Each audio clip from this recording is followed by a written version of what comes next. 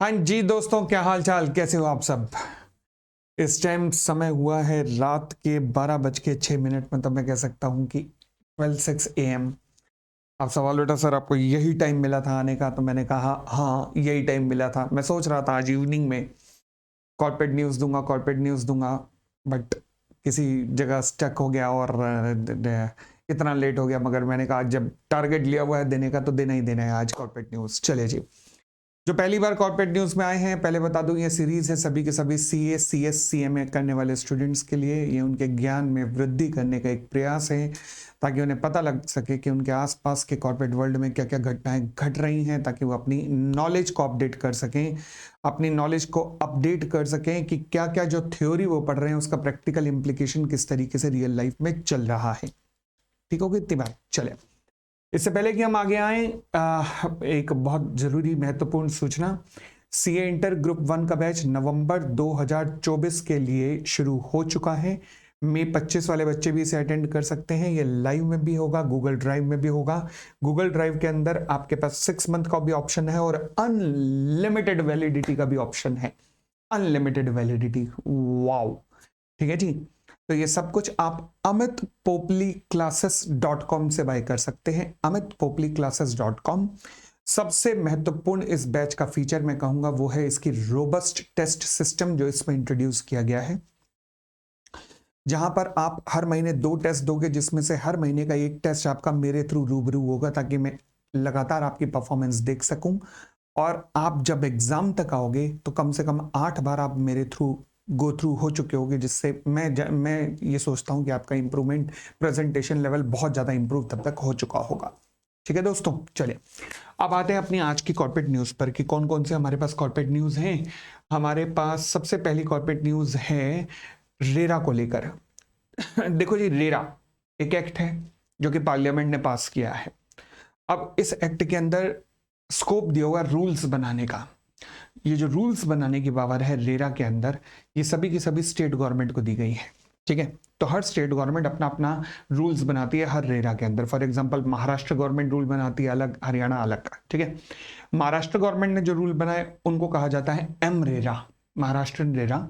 Haryana government के rule हैं वो कहते हैं एच रेरा। ठीक है, अभी नहीं, रूल्स पे के बेसिस पे different different high court judgement pass करते रहते हैं। और आज जो जजमेंट पास हुआ है हरियाणा को लेकर, बहुत प्यारा जजमेंट है, बहुत प्यारा जजमेंट है। मतलब जिससे कि अब मैं कह सकता हूं कि रियल एस्टेट के डेवलपर पैसा लूट नहीं पाएंगे आम जनता का। मगर मैं आपको सजेशन एक बार पहले भी दे चुका हूं, एक बार क्या कई बार दे चुका हूं और आज फिर दोबारा दूंगा। वो सजेशन क्या है कि आप आपके पूरे परिवार में कहीं भी कभी भी कोई भी प्रॉपर्टी खरीद रहा हो, लालच मत करना कि सस्ते में मिल रही है। केवल वही प्रॉपर्टी खरीदना जो रेरा के द्वारा अप्रूव्ड है। फॉर एग्जाम्पल अभी क्या हुआ, मेरे मित्र प्रॉपर्टी खरीद रहे थे हरिद्वार के साथ में, तो वहां मेरे को लेके गए, कहने लगे यार अमित एक बार साथ में चल पड़े। अच्छा, बहुत बड़ा एरिया और कई एकड़ में 20 एकड़ का लगभग एरिया। वहां पे मैं जब प्रमोटर के साथ बैठा था तो मैंने कहा आपका प्रोजेक्ट रेरा अप्रूव्ड है? उसने कहा नहीं सर। मैं कहा क्यों? कहने लगे हमारे ऊपर रेरा नहीं लगता।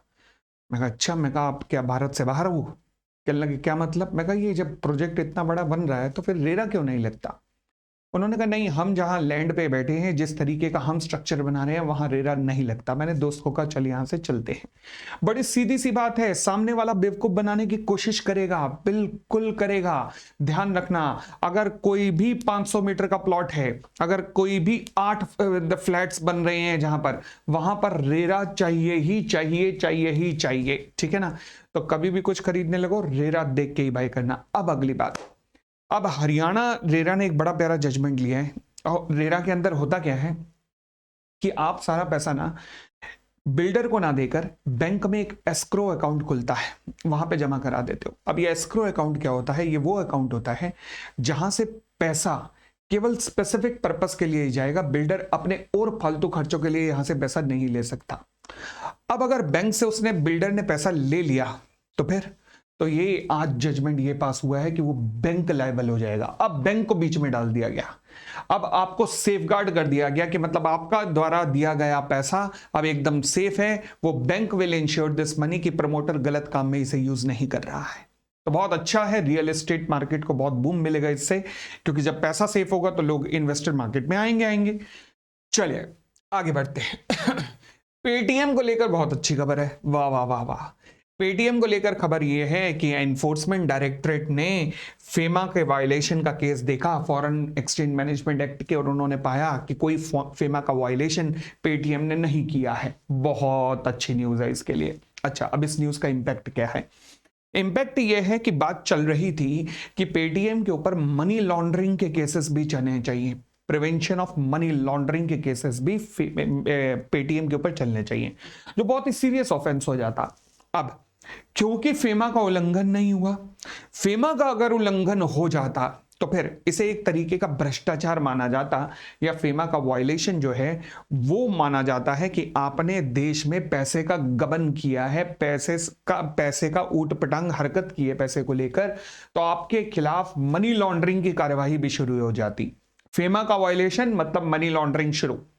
मनी लॉन्ड्रिंग भी एनफोर्समेंट डायरेक्टरेट के अंदर आती है, और फेमा का वायलेशन भी एनफोर्समेंट डायरेक्टरेट के अंदर आता है। ये दोनों एक्ट एनफोर्समेंट डायरेक्टरेट के अंदर आते हैं, और एनफोर्समेंट डायरेक्टरेट तो वो है जिसकी चर्चा आज आप जानते ही हो, हर जगह ही होती है भारत में। कई भ्रष्टाचारियों के ऊपर एनफोर्समेंट डायरेक्टरेट का शिकंजा चलता ही रहता है भारत में, ठीक है ना। तो फिलहाल पेटीएम उससे बच गया है, अच्छी खबर है, इसके इन्वेस्टर्स के लिए बहुत अच्छी खबर है। फिलहाल आते हैं स्पाइसजेट पर। स्पाइसजेट के जो हेड हैं अजय सिंह, और यूएई बेस्ड एक कंपनी है स्काई वन, इन दोनों ने मिलकर एक बिड सबमिट की है। किसको? जो हमारी एक और एयरलाइन बैंक्रप्सी में है, गो फर्स्ट, उसको एक्वायर करने के लिए। देखो हुआ क्या, कहानी पूरी बता देता हूं जो पहली बार सुन रहे हैं।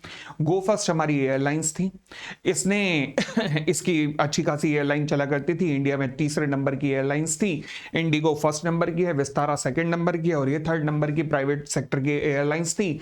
अब हुआ क्या कि इसने जो इंजन खरीदे हुए थे, उनके जो सप्लायर थे, इंजन खराब होने पर वो उसको रिपेयर नहीं कर पाए, क्योंकि सप्लायर्स की हालत वहां खराब थी। तो कंसिक्वेंटली कंपनी के प्लेन ग्राउंडेड हो गए, मतलब उड़ नहीं पा रहे थे, और कंपनी के ऊपर लायबिलिटी बढ़ती गई, क्योंकि टिकट्स बुक की हुई थी, और कंपनी अल्टीमेटली इंसॉल्वेंसी में चली गई। अब भारत में जैसे ही कोई इंसॉल्वेंसी में कंपनी जाती है तो उसके ऊपर एक कोड लग जाता है, जिसे कहते हैं इंसॉल्वेंसी एंड बैंक्रप्सी कोड। अब इस इंसॉल्वेंसी एंड बैंक्रप्सी कोड में कंपनी को 180 दिन का वक्त दिया जाता है कि कोई इसे आ जाए और टेक ओवर कर ले, और इस 180 दिन को मैक्सिमम 90 दिन तक बढ़ाया भी जा सकता है। 180 दिन तक कंपनी को लेने कोई नहीं आया, फिर 60 दिन का एक एक्सटेंशन मिला, क्योंकि मैक्सिमम 90 दिन तक बढ़ाया जा सकता है, तो 60 दिन का एक्सटेंशन मिला। उन 60 दिनों के अंदर स्पाइसजेट प्लस स्काई, जो यूएई बेस्ड एयरलाइंस है, उन्होंने बिड सबमिट की कि we are interested in taking over this Go First airlines. अब होगा क्या, अब ये दोनों बिड जाएंगी किसके पास? कंपनी के क्रेडिटर्स के पास। कंपनी के क्रेडिटर्स दोनों बिड को, एक स्कोर कार्ड बनेगा, उसके ऊपर कंपेयर करेंगे। स्कोर कार्ड कैसे बनता है? स्कोर कार्ड कंपनी के क्रेडिटर्स गाइड करते हैं, इंसॉल्वेंसी प्रोफेशनल नाम का एक व्यक्ति होता है। कौन? Insolvency professional. ये एक एक्सपर्ट होते हैं इसी फील्ड में, इसी काम के लिए, कि जो स्कोर कार्ड वगैरह बनाते हैं, और इन्हें इसी चीज की ट्रेनिंग दी जाती है। और जरा गौर से करो, स्क्रीन पे आपके एक इंसॉल्वेंसी प्रोफेशनल ही आपसे इस टाइम ये बात कर रहा है। हाँ जी, तो हमें प्रॉपर ट्रेनिंग दी जाती है कि किस तरीके की स्कोर कार्ड डेवलप होने चाहिए। फिर हम क्रेडिटर्स के पास उस स्कोर कार्ड के बेसिस पर लेके जाते हैं कि हाँ जी कौन सी कंपनी की बिड ज्यादा अच्छी लग रही है, जिसके बेसिस पे अल्टीमेटली डिसीजन क्रेडिटर्स ही लेते हैं कि this is the right choice baby. आहा, समझ गए? तो क्रेडिटर ही अल्टीमेटली डिसाइड करते हैं कि वो किस बिडर के साथ जाना चाहते हैं। अब ये बिड किसके पास गई होगी? इंसॉल्वेंसी प्रोफेशनल के पास, मतलब मुझ जैसे किसी व्यक्ति के पास गई होगी। वो एक स्कोर कार्ड में इन दोनों कंपनियों के, स्काई का भी प्लस स्पाइसजेट के भी फीचर्स डालेगा, एक स्कोर जनरेट होगा। वो स्कोर को क्रेडिटर्स के पास लेके जाएगा, क्रेडिटर उस स्कोर कार्ड को, दोनों स्कोर कार्ड को एनालाइज करेंगे और फाइनल डिसीजन लेंगे। समझ गए इतनी बात? तो आगे वाली आने वाली कहानी में पता लग जाएगा कि कौन जीतता है ये गो फर्स्ट एयरलाइंस की बिड को। आगे धीरे धीरे पता लग जाएगा। ये भी हो सकता है दोनों फेल हो जाए, ये भी हो सकता है, क्रेडिटर की पसंद के ऊपर है। फिलहाल हम आगे चलते हैं। अच्छी चीज, एमसीए ने लॉन्च किया है सीपीसी। सीपीसी ये क्या है? सेंट्रलाइज प्रोसेसिंग सेंटर है। देखो अभी तक क्या होता था, आप कंपनी लॉ में पढ़ते होगे या पढ़ोगे कि जब भी कई बार आप फॉर्म सबमिट करते हो तो उस फॉर्म को आरओसी प्रोसेस करता है 30 दिन के अंदर या 15 दिन के अंदर। चेंज ऑफ नेम करना है आरओसी को 30 दिन के अंदर नया सर्टिफिकेट इशू करना है, ऑल्ट्रेशन करना है नेम का आरओसी को 30 दिन के अंदर नया सर्टिफिकेट इशू करना है, रजिस्टर्ड ऑफिस चेंज करवाना है आरओसी को इतने दिन के अंदर नया सर्टिफिकेट इशू करना है। भाई सब दिक्कत होती थी कई बार, अभी टाइमलाइन का कंप्लाई नहीं हो पा रहा था, बट अब इस तरीके की प्रोसेसिंग सेंटर ओपन कर दिया मिनिस्ट्री ऑफ कॉर्पोरेट अफेयर ने कि जो लॉ में लिखा है कि हाँ जी इतने दिन के अंदर ये सर्टिफिकेट इशू हो जाएगा या इस फॉर्म की प्रोसेसिंग हो जाएगी, वो अब हो जाएगी इस सेंट्रल प्रोसेसिंग सेंटर के कारण। मतलब अब जो लॉ में लिखते हो कि हाँ जी ये फॉर्म इतने दिन में प्रोसेस होकर सर्टिफिकेट मिल जाएगा, वो मिल जाएगा क्योंकि एमसीए ने ऐसा सिस्टम इंसर्ट कर दिया है फरवरी 2024 से। ठीक हो गई इतनी बात, और आगे बढ़े। लो जी, अच्छा एक न्यूज आई है, आपको याद होगा ये पिछली कॉर्पोरेट न्यूज में भी मैंने ये न्यूज कवर की थी, जहां पर मैंने कहा था कि केरला के जो सीएम है उनकी बेटी की जो कंपनी है उसके खिलाफ SFIO serious fraud investigation office की इन्वेस्टिगेशन शुरू हो गई है। एसएफआईओ की इन्वेस्टिगेशन मतलब आपके पीछे रॉ लग गई है, आपके पीछे आईबी या आपके पीछे सीबीआई जैसी संस्था लग गई है, क्योंकि अगर आपने इकोनॉमिक ऑफेंस किए होंगे, आर्थिक अपराध किए होंगे, पैसे के अपराध किए होंगे, तो आपके खिलाफ जो केस होगा वो एसएफआईओ देखेगा, और नॉर्मल केस को कौन देखता है? आरओसी देखता है। अब क्योंकि ये केस एसएफआईओ को दिया गया था तो अब सीरियस मैटर है। कंपनी पहुंची कर्नाटका हाईकोर्ट और कहा, सॉरी केरला हाईकोर्ट, और कहा कि ये तो गलत है, हमारा केस एसएफआईओ का बनता नहीं है।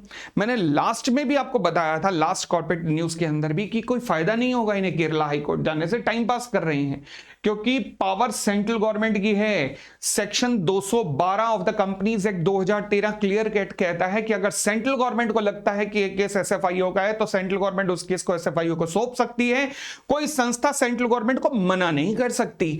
तो यही केरला हाईकोर्ट ने आज डिसीजन दिया है, जैसे हमने पिछली क्लास में एनालाइज किया था कि केरला हाईकोर्ट ने कहा देखो जी सेंट्रल गवर्नमेंट ने एसएफआईओ को केस भेजा है और मुझे तो कोई इलीगैलिटी नजर नहीं आती कि सेंट्रल गवर्नमेंट ने अगर कह दिया कि एसएफआईओ पे जाओ तो जाओ, तुम्हें क्या तकलीफ है?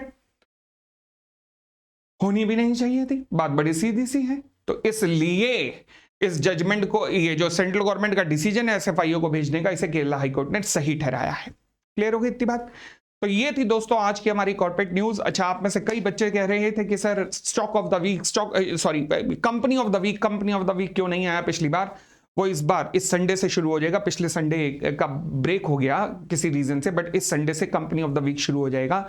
कल मैं आपको कंपनी ऑफ द वीक में डिस्कशन लूंगा एक कंपनी के ऊपर जिसका नाम है अल्कॉन इंजीनियरिंग।